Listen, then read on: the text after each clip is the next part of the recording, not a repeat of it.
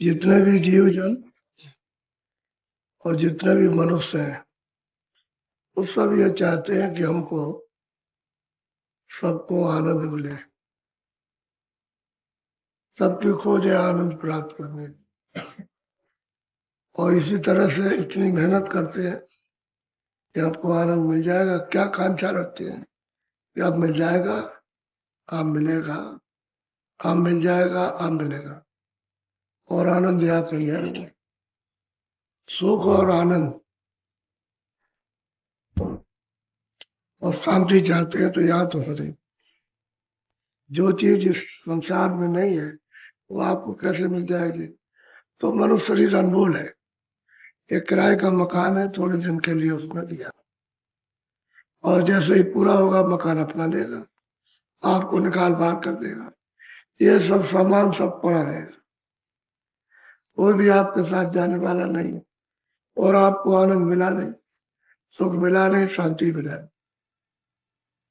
कुछ और ढूंढ रहे हो कि हमको बच्चों से मिल जाए, हमको धन से मिल जाए, हमको खाने से मिले, हमको देखने से मिल जाए, हमको सुनने से मिल जाए, सब आनंद की खोज में।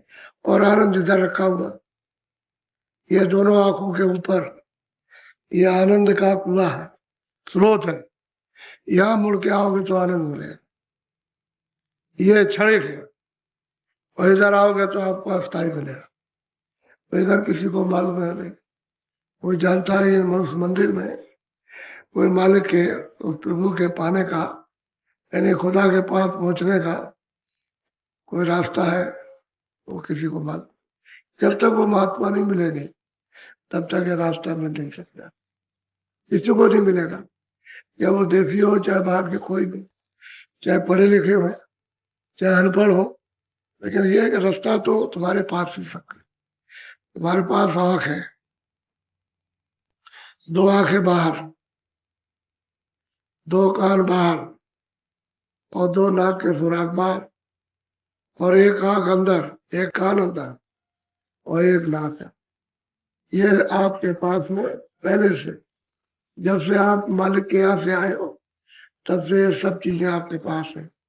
लेकिन यहाँ आकर के पर्दे में आ गए तो आपकी आंख बंद हो गई, कान बंद हो गए, नाक बंद हो गई, और आप यहाँ ढूंढते हो कि हमको यहाँ अच्छी चीज देखने को, अच्छी चीज सुनने को, अच्छी चीज सुनने को मिल जाए। तो इस जगत में तो है नहीं, ये तो पर्दा है, ये खोल है बाहर का। जब समय पूरा होगा तो ये जीवात्मा से निकाल दी जाएगी, और जब निकाल दी जाएगी तो ये खोल पड़ा रहेगा। ये छाया है, ये जो देखते हो ये उसकी छाया है। अब इसके लिए रोते हैं लोग, अफसोस करते हैं, चिंता करते हैं कि हमारा मित्र था, हमारा दोस्त था, हमारा संबंधी था, बच्चा था, पति थी, पत्नी थी, अब उसके लिए होते। लेकिन ये छाया फिर आपको मिलेगी नहीं।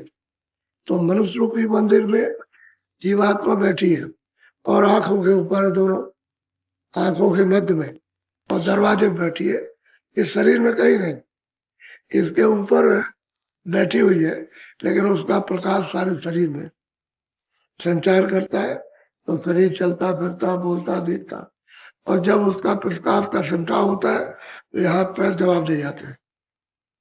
ये चलते नहीं है, ये हाथ हिलेंगे नहीं, ये सब चीजें जवाब देती जाएंगी आपके पास।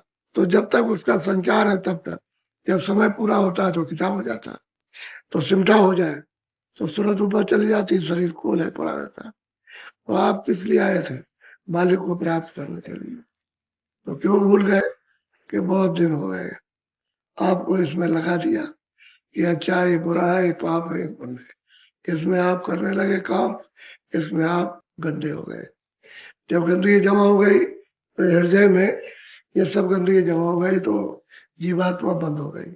अब अंधेरा दिखाई देता है, अंधकार। आंख बंद करो तो बिल्कुल अंधकार है, लेकिन ये सफाई हो जाए तो अंदर की आंख बरोबर खुल जाएगी। उसी को तीसरी आंख कहते हैं, उसी को शिवलित कहते हैं, उसी को दिव्य दृष्टि कहते हैं, उसी को थर्ड आई कहते हैं। नेत्र तुम्हारे पास है तो दो आंखें शरीर की, एक आंख जीवात्मा की, तो अब उसका पता नहीं है।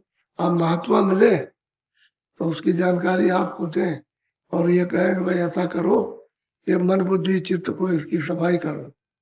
यहाँ बैठे हुए हृदय है, ये दिल है, ये सूरत का हार्ट है जहाँ बैठी हुई, तो इसकी सफाई कर लो तो प्रकाश हो जाएगा, रोशनी हो जाएगी, उजाला हो जाएगा।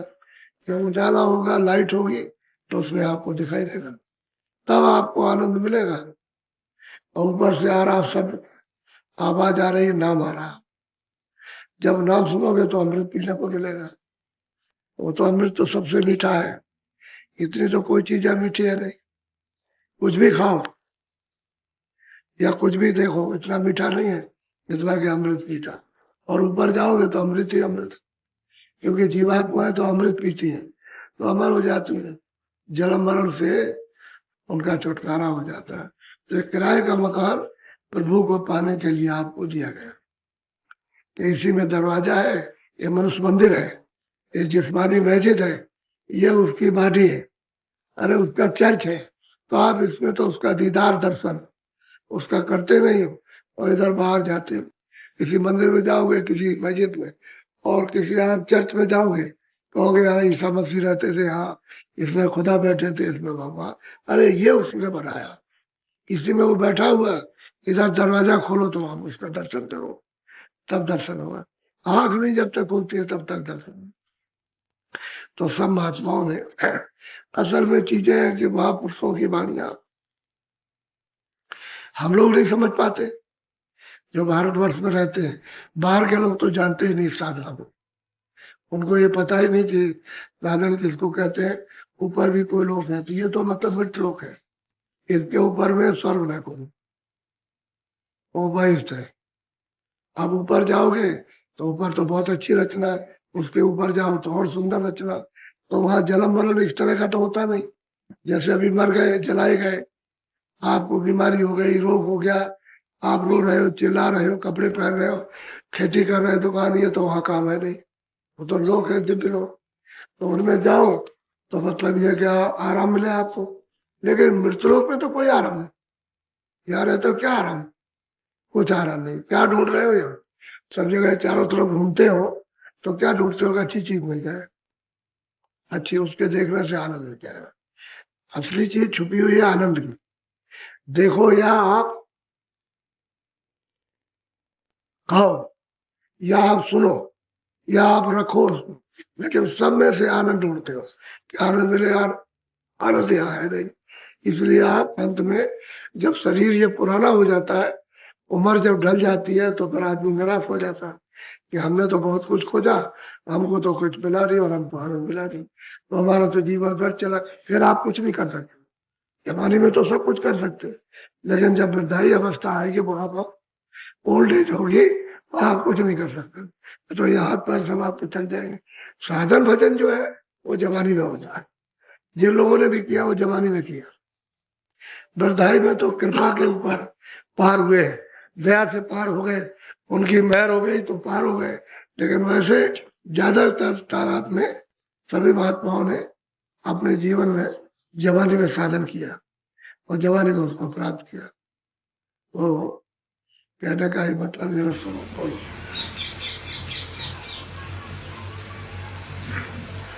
अच्छी तरह से आप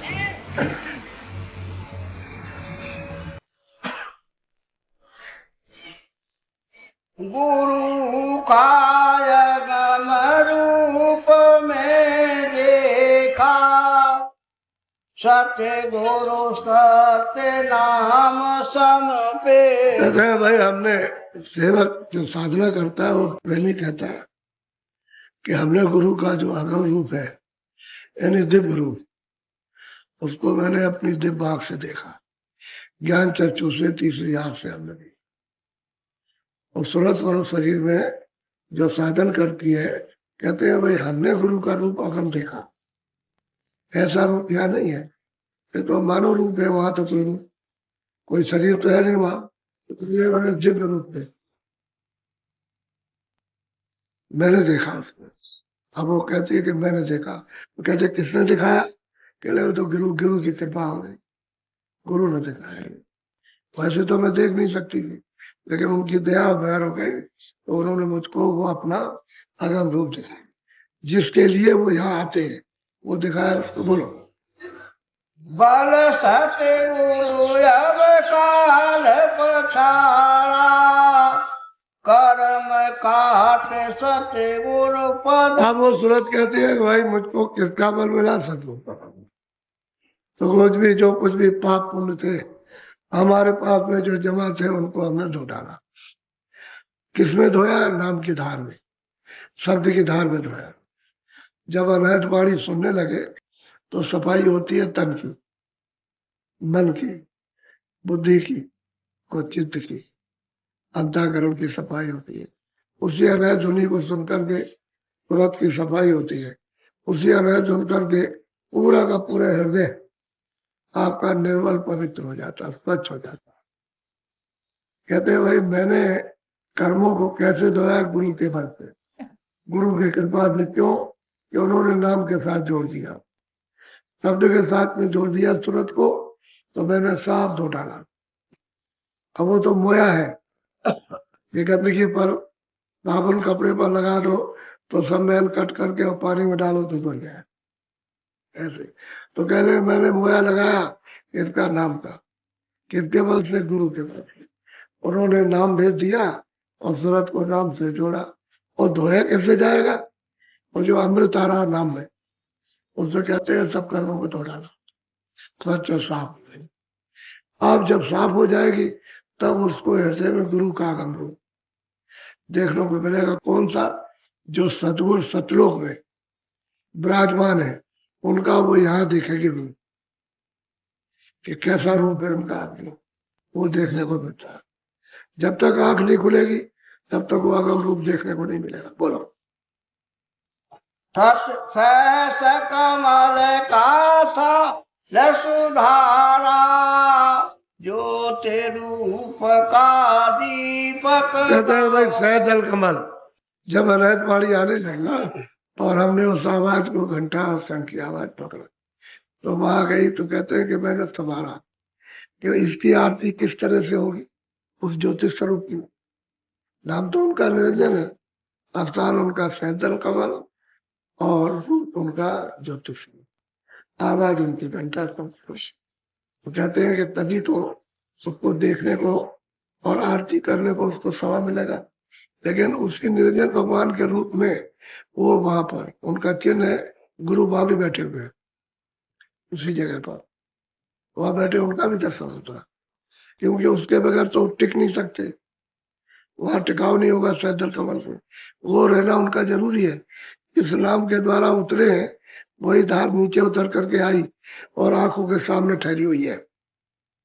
तो ये तो ऊपर है, धार तो नीचे रहेगी। जब तक ये सोते रहेगी पशु पंछी में, कीड़े मकोड़े में, आदमियों में, तब तो वो धार बराबर टिकी रहेगी, उसका सिमटाव नहीं होगा। और उसी पर ये टिके हुए सबके सब। तो कहते हैं वहां गुरु का रूप है, उस ज्योतिष स्वरूप में गुरु का रूप है। उनका अलग रूप है और उनका अलग है गुरु का। कहते हैं मैंने आवाज को सुना और कहते हैं कि मैंने फिर आरती करने का साफ सामान तैयार किया। तैयार और कहते हैं ज्योत प्यारी। अब वहां 24 घंटे अखंड आरती और कीर्तन होता रहता है, एक क्षण भी बंद नहीं होता। और जब ये हृदय साफ हो जाए तो 24 घंटे सुनिए आप, यहीं बैठ करके आप इसी जगह सुनते रहिए। और जब चाहे तब देखिए, जब चाहे सुनिए आप, जब चाहे उसको पास में जाइए। 24 घंटे लगातार, सो रहे हो तब भी, जाग रहे हो जब भी, आवाज जब प्रकट हो जाती है और शुद्धि सफाई हो जाती, तुरंत कर्मों को धो डालती है। जो काल का दिया हुआ ये सब सामान और विधान है, उस भार को नहीं आप अपने ऊपर रखोगे, साफ कर दोगे तो हृदय बिल्कुल निर्मल हो जाएगा। तो कहते हैं ज्योत समान, ज्योत का दृष्टि से दर्शन और संभाल के देखा, यानी बहुत गौर से उसको देखा। बोलो।